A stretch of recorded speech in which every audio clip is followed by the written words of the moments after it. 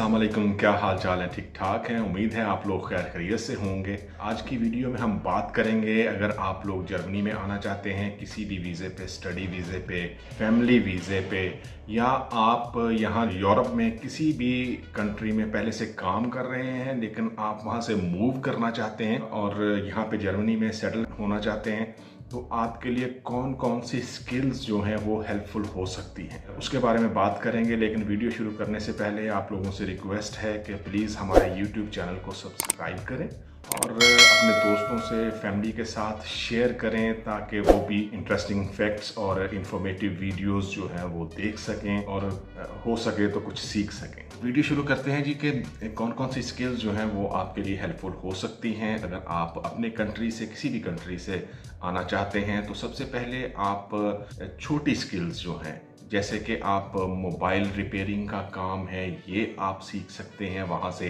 अगर mobile repairing का काम अगर सीख के आएँ तो आपके लिए बहुत हेल्पफुल हो सकता है। यहाँ पे आपको जॉब ढूंढने में आसानी होगी। आप किसी भी जगह पे पार्ट टाइम जॉब कर सकते हैं अगर आप स्टडी वीज़े पे हैं, या आप कोई और काम कर रहे हैं तब भी आप मोबाइल रिपेयरिंग का काम जो है वो यहाँ पे किसी भी शॉप के साथ आप कर सकते हैं पार्ट टाइम के लिए, और ये आपके लिए बहुत हेल्पफुल होगा। आपकी फाइनेंशियल सपोर्ट के लिए आप अपने अखराजात पूरे कर सकते हैं।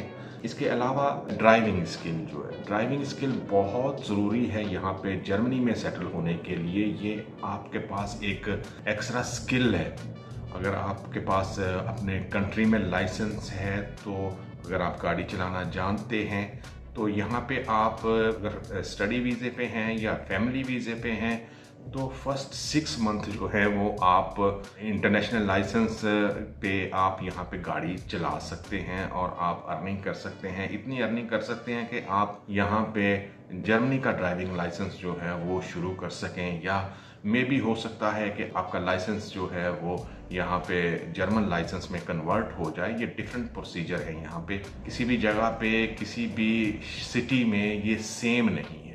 कहीं पे चेंज हो जाते हैं, कहीं पे नहीं होते। लेकिन ये बात अपने माइंड में रखें कि अगर आपके पास अपने कंट्री का लाइसेंस है तो आप पहले 6 मंथ जो है वो यहाँ पे उस पर आपको गाड़ी चलाना अलाउ है। इसके अलावा अगर आप पिज़्ज़ा का काम सीख के आएँ अपनी कंट्री से, अपने मुल्क से, जहाँ से भी आप आएँ, या अगर आप यहाँ पे यूरोप में किसी और कंट्री में रह रहे हैं तो कोशिश करें कि वहाँ पे ये वाली स्किल जो है वो सीखें, कहीं पे काम करें, प्रोफेशनल अंदाज में सीखें। ये नहीं है कि जी आप वहाँ पे किचन में पीछे काम कर रहे हैं, आपको वो मशीन दी हुई है बर्तन धोने वाली और आप उसमें बस बर्तन डाल रहे हो और आपने ये समझ लिया कि हाँ मुझे पिज़्ज़ा बनाना आता है। ऐसा होता नहीं है।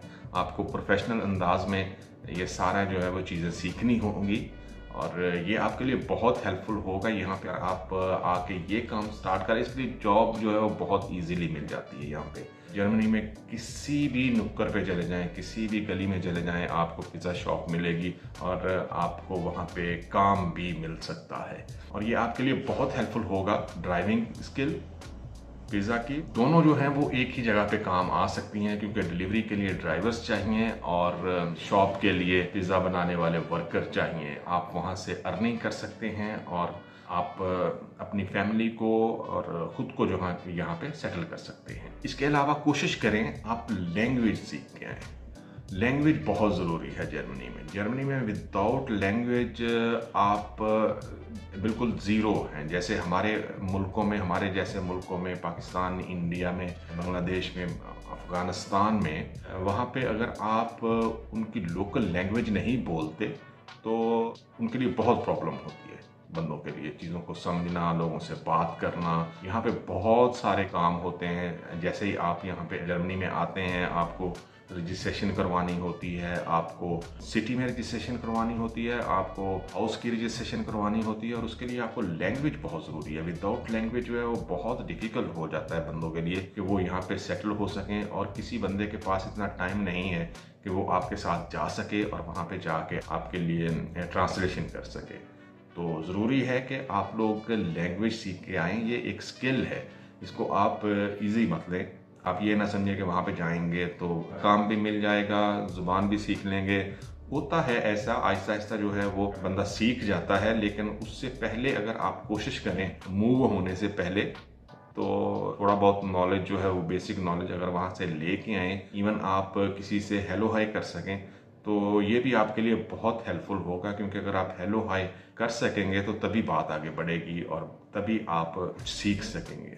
कोशिश करेंगे हम कि इससे ज़्यादा जो है वो आप लोगों को बता सकें नेक्स्ट वीडियोस में, और आपको तफसील से बता सकें कि कौन कौन सी और स्किल्स जो हैं वो आपके लिए हेल्पफुल हो सकती हैं। वीडियो ज़्यादा लंबी ना हो जाए, इसलिए मैं छोटी वीडियोस जो हैं वो बना रहा हूँ। लेकिन बहुत सारी स्किल्स हैं। आप अगर अपने कंट्री से यहाँ पे जर्मनी के आसपास किसी मुल्क में काम कर रहे हैं, इटली में, स्पेन में, पुर्तगाल में, और वहाँ से मूव होना चाहते हैं, तो ये स्किल्स जो हैं वो आपके लिए हेल्पफुल हो सकती हैं। आप वहाँ से काम सीख के आएँ, और प्लीज़ अगर आप इटली, स्पेन या पुर्तगाल या ऐसे मुल्कों से जो जर्मनी के पास हैं वहाँ से मूव होना चाहते हैं, तो किसी के कहने पे या किसी के कहने से कि जी आ जाओ हम बस काम हो जाएगा, प्लीज़ मूव मत हो। यहाँ पे जर्मनी में लैंग्वेज का बहुत प्रॉब्लम होता है। काम आपको मिल जाएगा, लेकिन उसके लिए बहुत स्ट्रगल करनी पड़ेगी। अगर आपके पास स्किल नहीं है, आपके पास लैंग्वेज नहीं है, तो बहुत सारी डिफ़िकल्टीज़ आपको पेश आ सकती हैं। इसलिए हम कह रहे हैं जी कि आप प्लीज़ जो है वो आने से पहले ये छोटे मोटे काम जो हैं वो छोटी मोटी स्किल आप अगर सीख के आएंगे तो आपके लिए बहुत हेल्पफुल होगा। आप यहाँ पे बहुत सारी चीज़ें जो हैं वो कर सकते हैं और बहुत जल्दी सेटल हो सकते हैं यहाँ पे। थैंक यू वेरी मच, मिलते हैं फिर।